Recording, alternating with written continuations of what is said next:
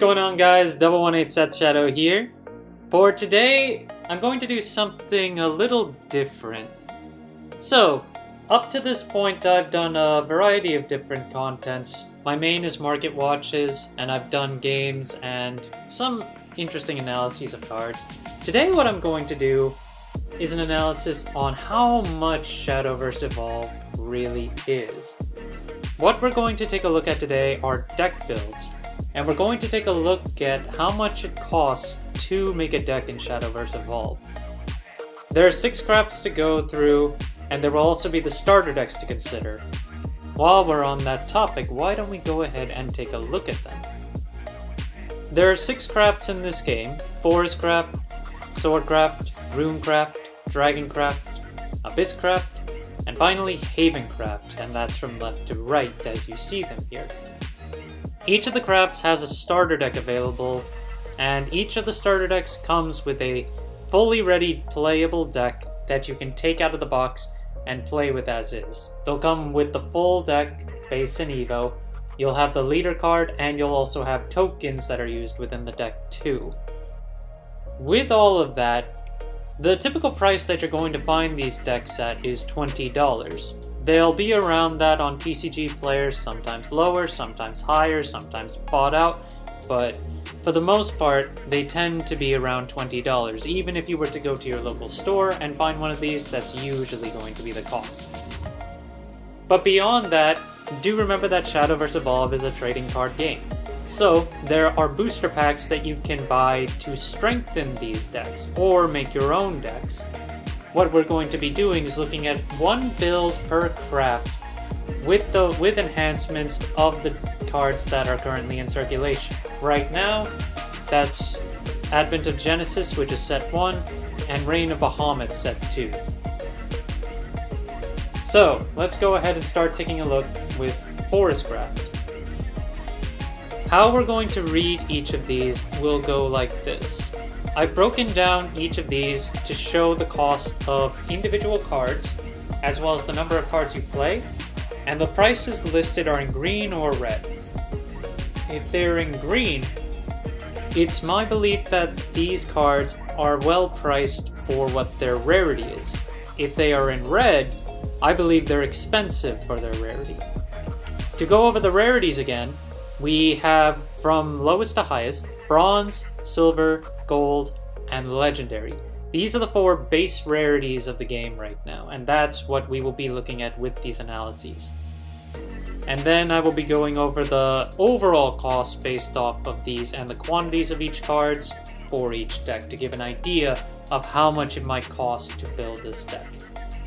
Now, of course, the prices that I'm using are TCG market prices, so they can change over time. Just keep that in mind as well. So what you see right now as the cost can change over time.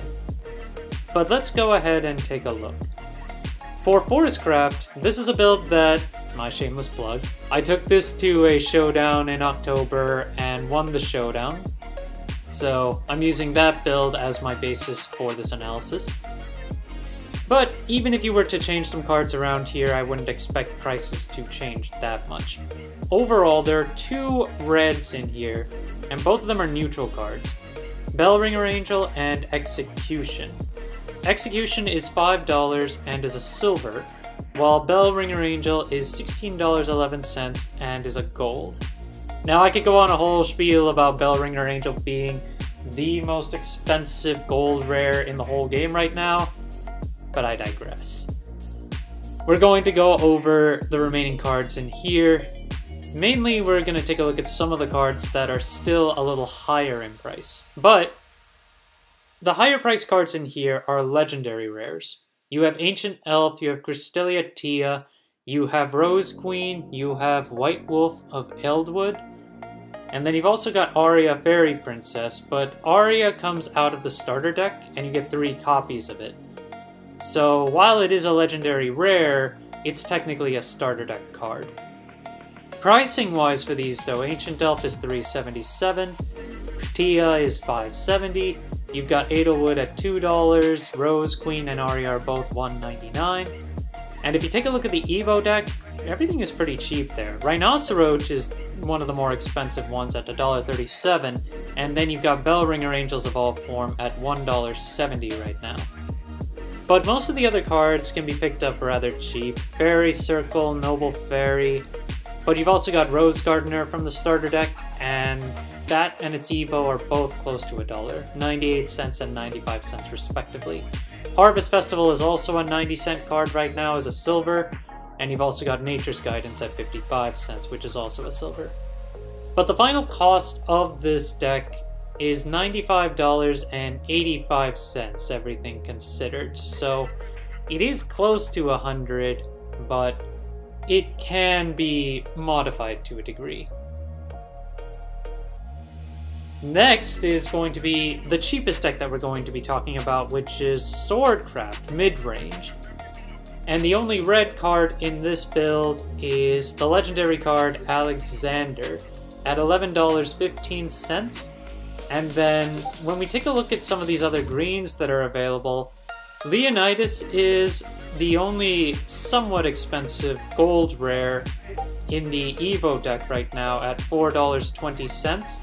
And then you've also got legendaries such as Albert Liebensaber at $6, you have Otohime at $4.38, and you've also got Aurelia Regal Saber at $3.95.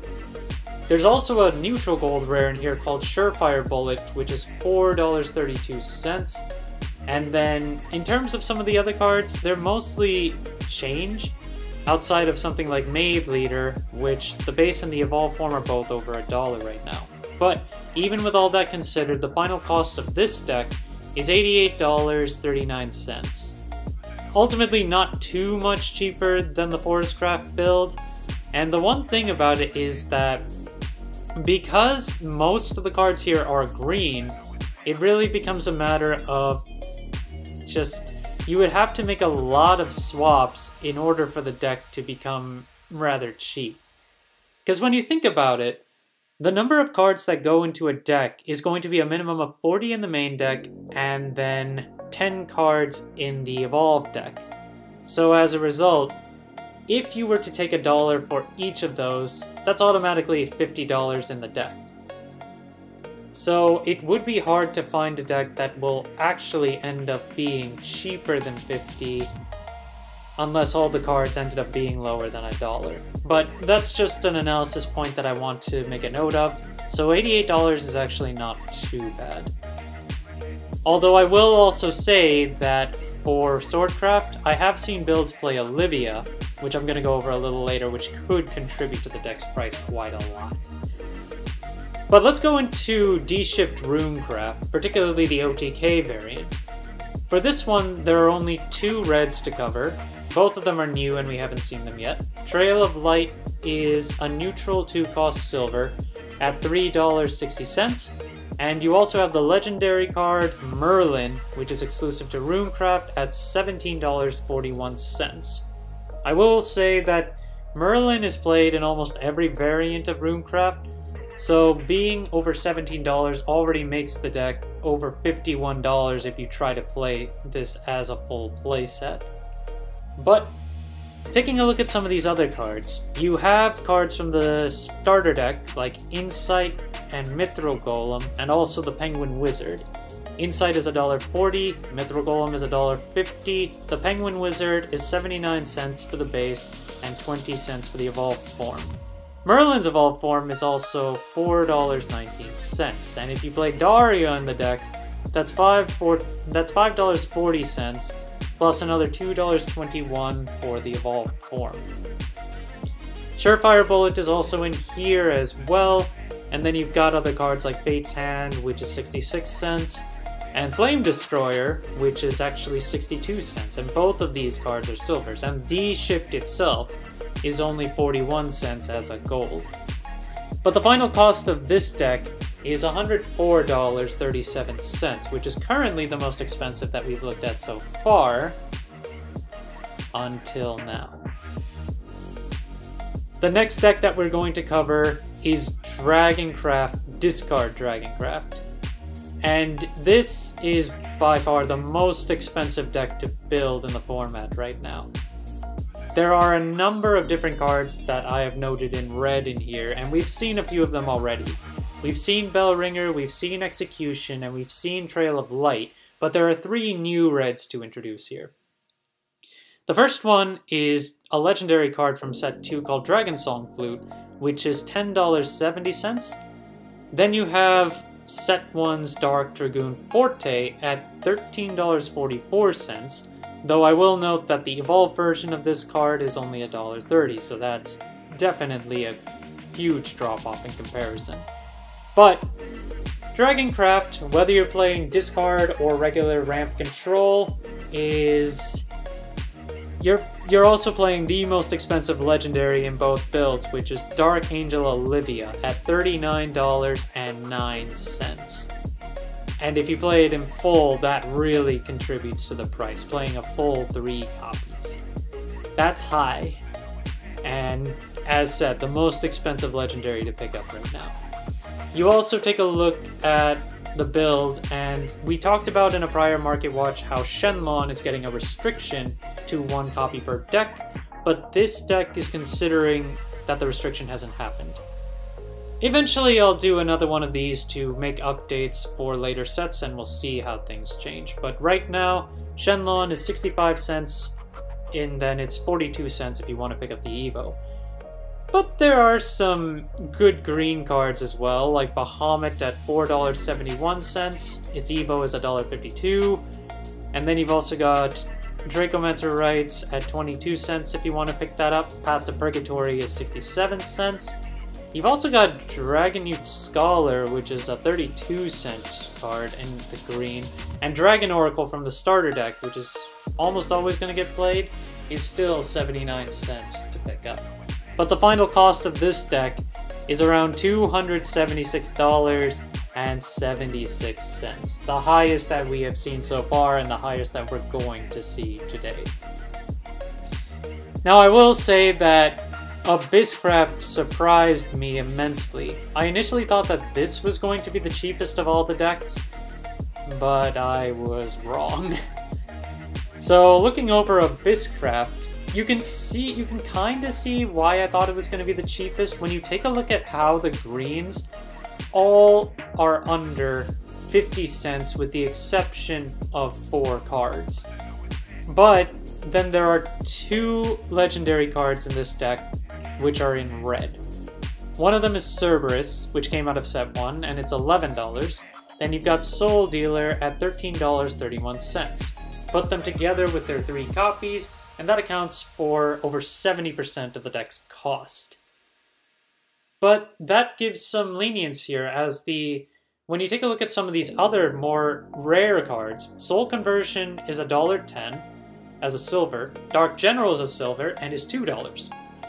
Then you've got Vey, which is only 33 cents for its Evo, and only 20 cents for its base.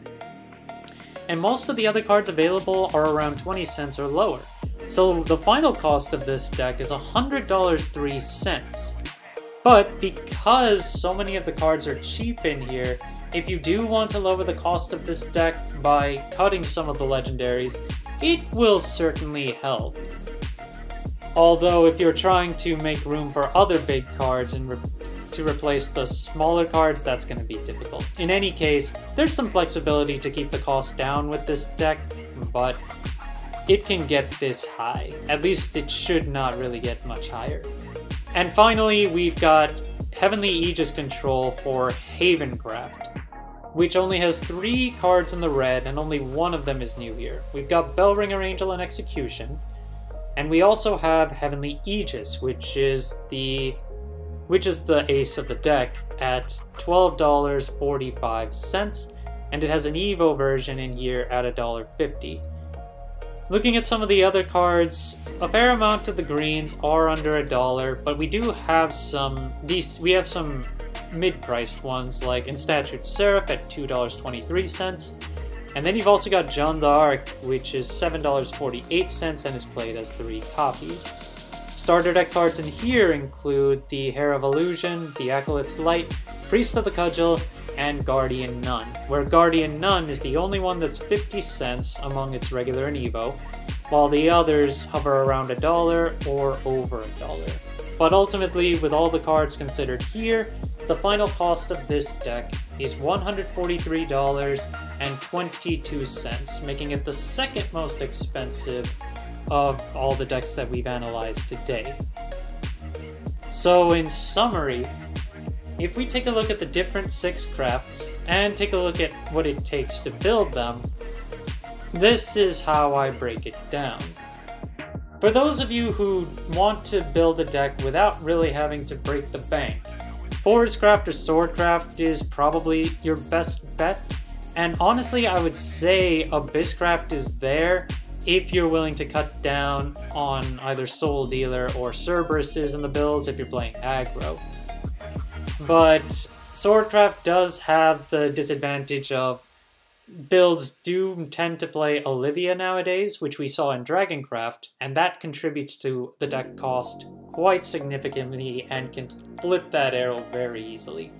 Dragoncraft, of course, is the most expensive deck, and it's hard to bring down the cost of this one simply because Olivia is played in almost every variant due to the ramp nature, and then you've also got Forte in there, which will keep the cost up as well. And if you're playing Discard Dragon, it's also more expensive than the typical ramp build. Runecraft is one of those middle of the roads where Merlin does contribute to the cost and is played in almost every variant, so it'll stay middle of the road for the most part. And then of course you've got Havencraft, which plays a fair amount of expensive neutral cards, and overall has cards in mid-price ranges. That keeps it among the higher range decks to build in terms of cost. But what do you guys think? That's my analysis. If you agree, disagree, I'd like to hear your thoughts or opinions, and feel free to leave any comments on what you think about it. But again, thank you guys for watching, and if you liked the video, please like and subscribe if you haven't already, and I will see you guys later. Thank you again.